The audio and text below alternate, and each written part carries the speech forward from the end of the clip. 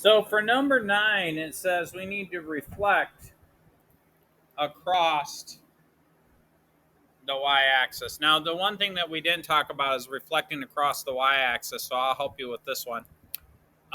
This is the b value too. So one of the things we didn't talk about is what happens if b is less than 0. That's a fancy math way of saying negative. Well, what it does is it flips um, across the y-axis. It shrinks, it compresses, and it stretches horizontally, but it can also flip across the y-axis.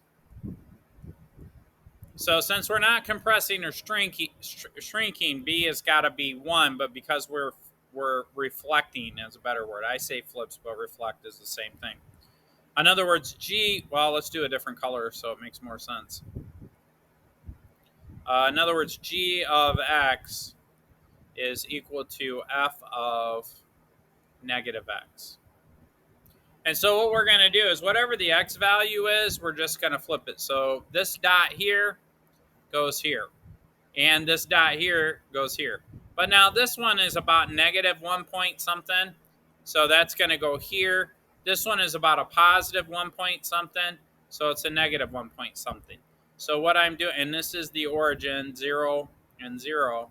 So you're going to have a graph that kind of looks like this.